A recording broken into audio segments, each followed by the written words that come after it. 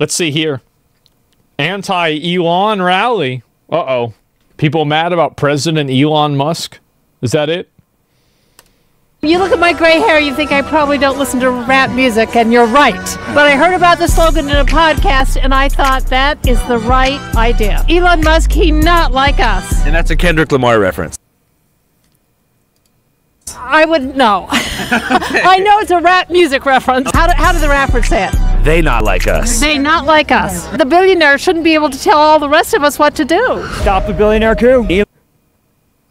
Oh, God. How do you do, fellow kids? I know, it's so funny. Elon Musk is literally raiding our government and destroying our country. I have become meme. That's the one illegal alien that we have to get rid of. Meanwhile, Trump and Musk's efforts to expand the power of the executive branch and slash the federal workforce continue. What they're doing is illegal. He is not a government employee. 300 employees at the National Nuclear Security Administration were fired. It's a coup. It's a bunch of unelected billionaires who are ransacking our government. This really does look like... This is the first time that's ever happened, by the way. 1933 Hasn't happened Germany. at all since Hitler now. did rule via executive order. 38. Do they believe they're doing something? They believe they're doing something, yes.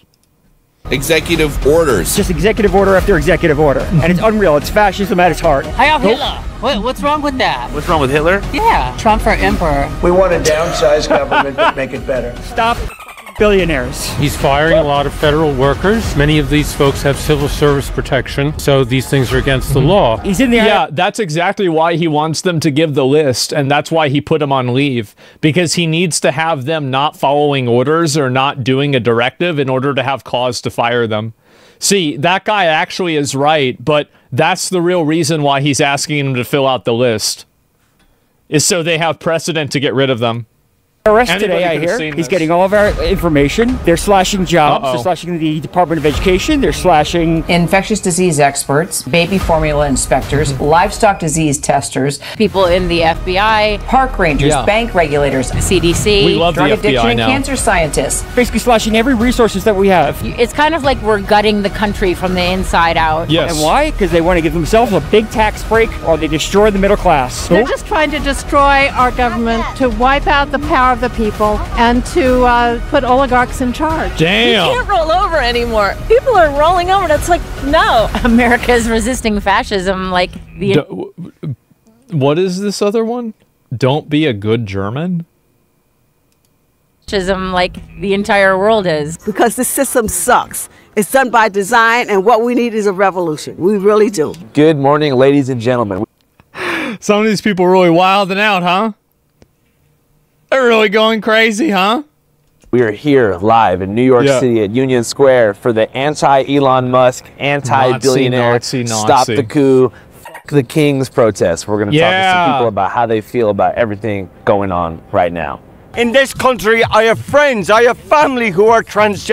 Uplift queer, bi, POC, trans youth?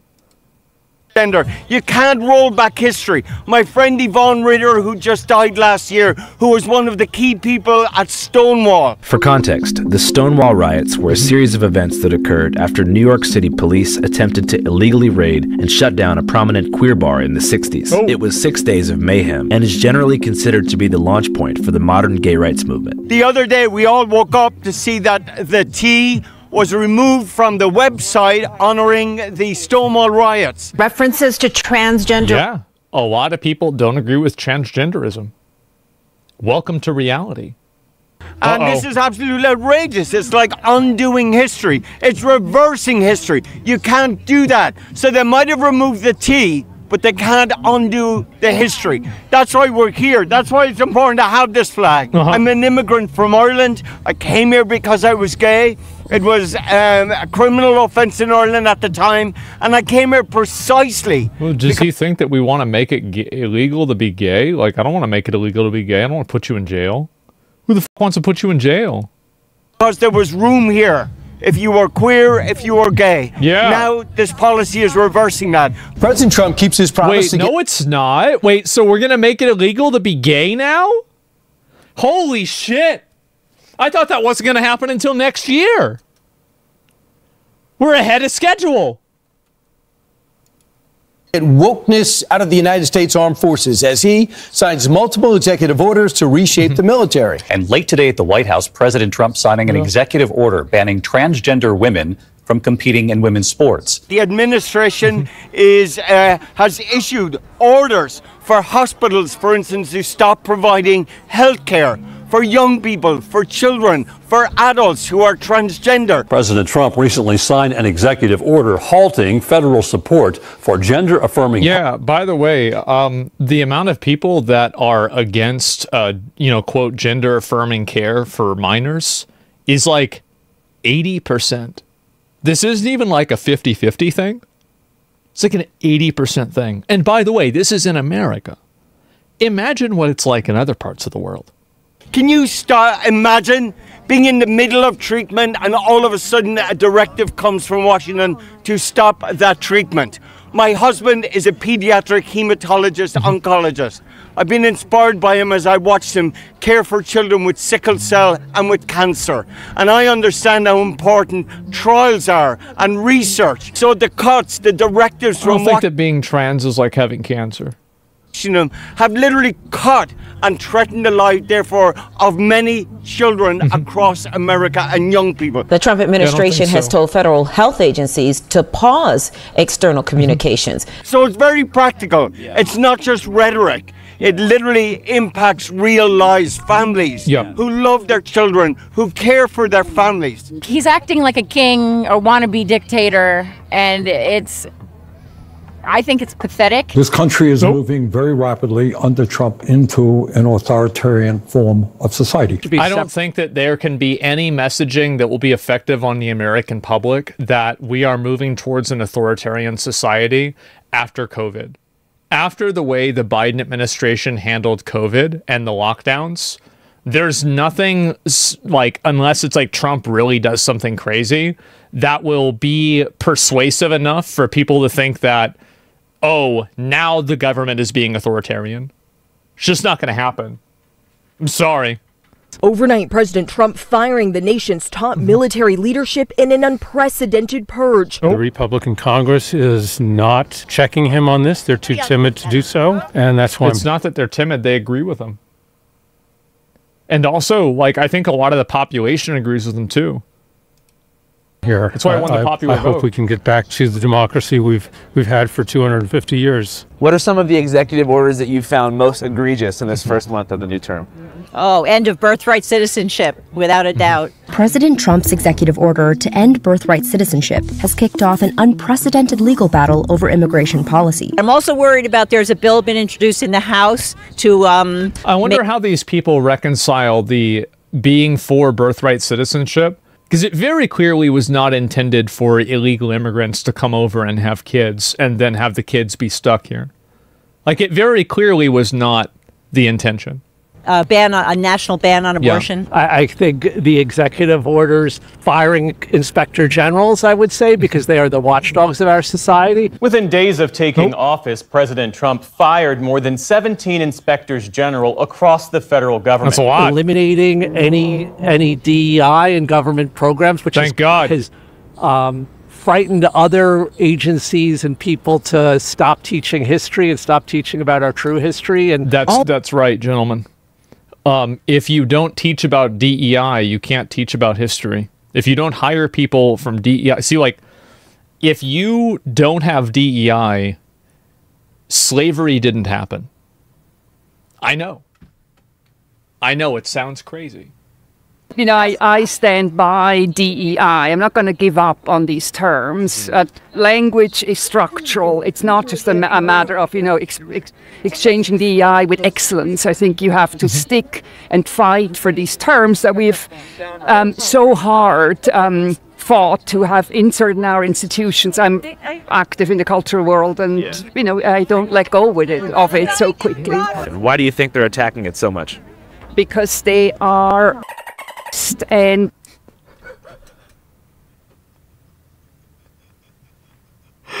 oh God, oh bro, like the pink hat, I know, bro. Oh boy, yeah, they're what a surprise.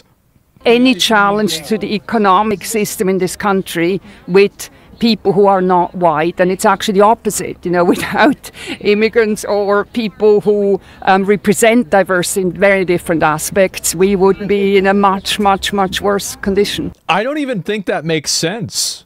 It's crazy how well the illegal immigrant or undocumented immigrant, like that narrative for the language has worked on people, that these people are actually believing that a legal immigrant that's come here, through a visa program or through something else, is the same thing as an illegal immigrant. I don't know what happened.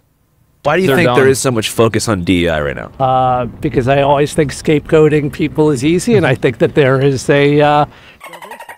Stop the... That's it.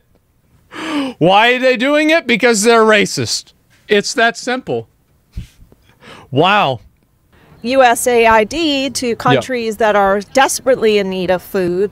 Meanwhile, he's sitting on piles of cash. Backlash after Elon Musk seized control of USAID, the agency that provides U.S. humanitarian assistance around the world. Oh, the USAID is ridiculous, and the lies around it are unreal. And if you turn on Fox News, it's literally just a propaganda machine. Angry Democrats throwing a hissy fit after Elon Musk dropped the DOGE hammer on the Hunter Biden of government agencies. Supposedly there's $200 million worth of food that's being held up in ports right now that needs to go to Africa. AIDS medication. Why do we need to send to Africa?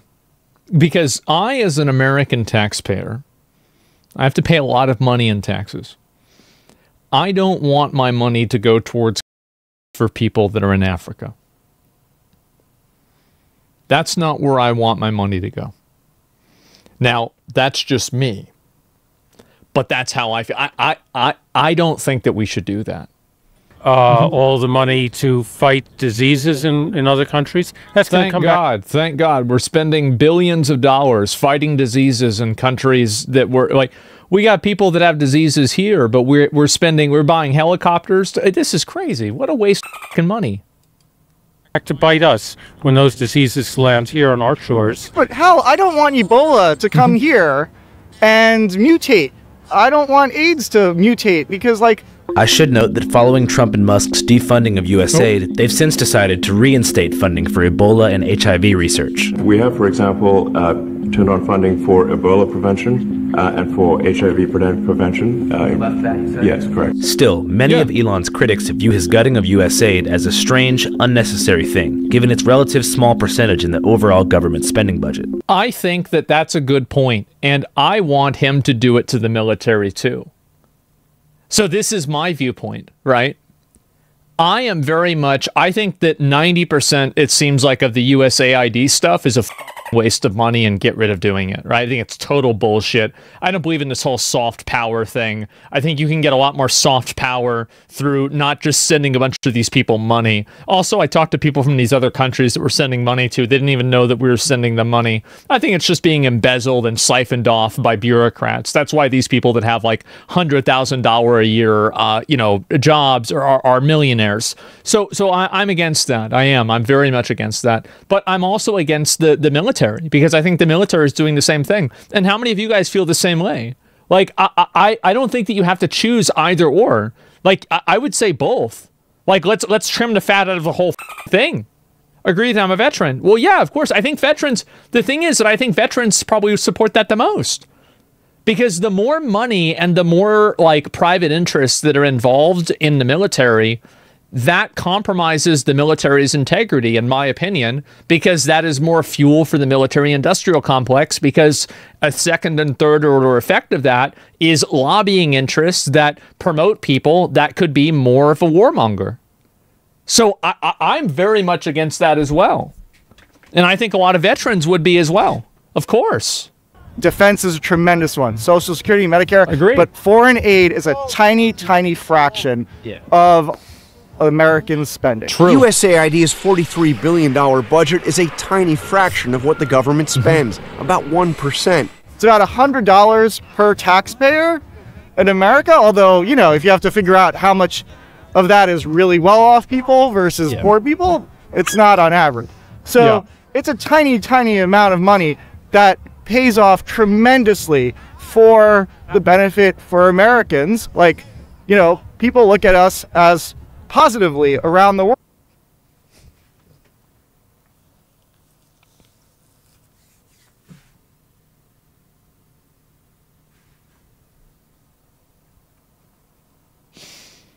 What is this guy never played an online video game before?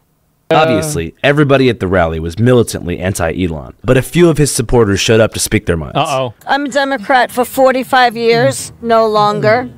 So I put a lot of those people in office who voted for things that quite frankly, they're stealing money from us with all these NGOs that are being investigated. I like Elon Musk. Keep doing it. Keep looking at where our money is going and traveling to. I don't want to support war and our military dying or anybody else dying in any foreign countries. Can you think of an example of them actually like cleaning things up and helping us save money so far, NGOs? Well, there's a whole list, and you know, unfortunately I was hit by a car. I can't remember everything. I have a brain issue. Yeah. But the thing that I do know is like giving to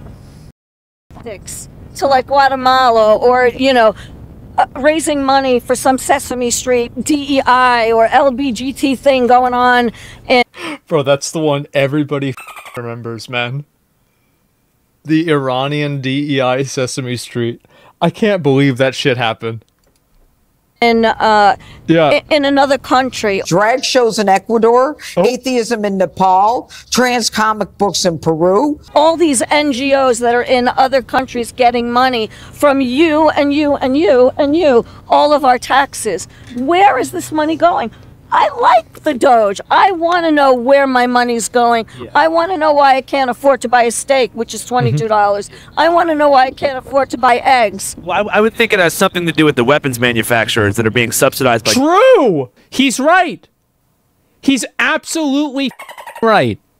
Government contracts as opposed to DEI initiatives. Well, you know, the military-industrial complex has definitely been infiltrated with people who are corrupt, and I agree with you. And I hope that those contracts are looked at and found out. And yeah, this is the way I think a lot of people feel about it.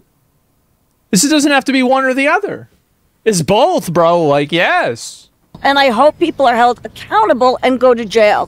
Not only salaries for activists, but also many of these NGOs are semi-sophisticated money laundering operations for billionaires who embed their wealth in nonprofits to avoid paying taxes. Elon Musk himself owns a $5 billion charity called the Musk Foundation with no employees or staff. And notable other billionaires and Trump allies like Jeff Bezos owns $100 million. This is another gentleman. If this was a video game, this would have been patched out.